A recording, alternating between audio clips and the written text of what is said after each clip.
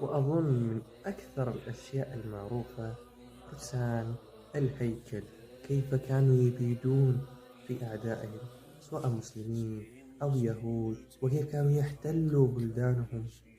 هذه جماعة نصرانية تأسست في القدس، كانت في وقت بين 1118 و 1119 بعد الحملة الصليبية الأولى، على يد يوجز دي بانز وغودفري دي سانت أومير. وفرسان الهيكل كان أقوى تنظيم عسكري عند النصارى، يعتنق الفكر النصراني الغربي في القرن العاشر الميلادي، وهو الجانب الأكثر تأثيرا في الحملات الصليبية كلها. هذه الجماعة شاركت في كل جرائم الحملات الصليبية. تكونت هذه الجماعة من عدد من الفرسان الفرنسيين الذين جاءوا على الشام في الحملة الصليبية الأولى، وأنشأوا جماعتهم في الأساس بحجة حماية الأوروبيين الذين يسافرون للقدس. ولمدة قرنين أخذت هذه الجماعة دعم مادي ضخم نظرا لما قدموه للجيوش الصليبية، وأصبحوا أغنياء، ووصلت أعدادهم لقرابة 20,000. وازداد نفوذهم بعد تصديق الكنيسة الكاثوليكية على أعمالهم واتفاقها معهم، وأعطاهم البطريرك ميزات خاصة، منها إعفاءهم من الضرائب، وسمح لهم ببناء خطاباتهم الخاصة، ولم يتم إخضاعهم لسلطة أي كنيسة. وشاركت هذه الجماعة النصرانية في الحملات الصليبية التي كان باطنها الاستيلاء على ثروات الشرق الغني والغامض، والتي كان من جرائمها كما ذكر غوستيف لوبون في كتابه الحضارة العربية، ناقلا عن روايات رهبان ومؤرخين رافقوا الحملة الصليبية الحاقدة على القدس. قال: ما حدث حين دخل الصليبيين للمدينة المقدسة كان دمويا جدا، ولا تدل إلا على حقد أسود متصلة في نفوس ووجدان الصليبيين.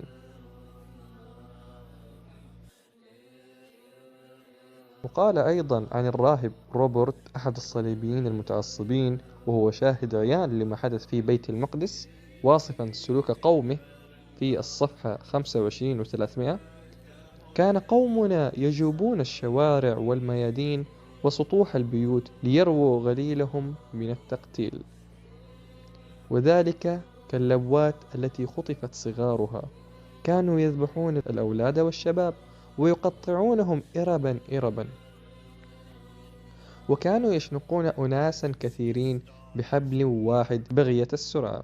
وكان قومنا يقبضون كل شيء يجدونه فيبقرون بطون الموتى ليخرجوا منها قطعا ذهبية، فيا للشره وحب الذهب. وكانت الدماء تسيل كالأنهار في طريقة المدينة المغطاة بالجثث. أما عن الكاهن أبوس ريموند داجميل شامتا في الصفحة 326 و 327: حدث ما هو عجيب بين العرب عندما استولى قومنا على أسوار القدس وبروجها، فقد قطعت رؤوس بعضهم، فكان هذا أقل ما يمكن أن يصيبهم، وبقرت بطون بعضهم، فكانوا يضطرون إلى القذف بأنفسهم من أعلى الأسوار، وحرق بعضهم في النار، فكان ذلك بعد عذاب طويل.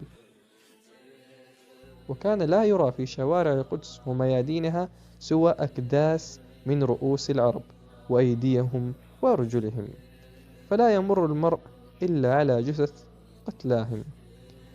ولكن كل هذا لم يكن سوى بعض ما نالوا. سيطرت هذه الجماعة على عدد من القلاع، منها قلعة بغراس بجبال الأمانوس، واسموها بقلعة فرسان الهيكل.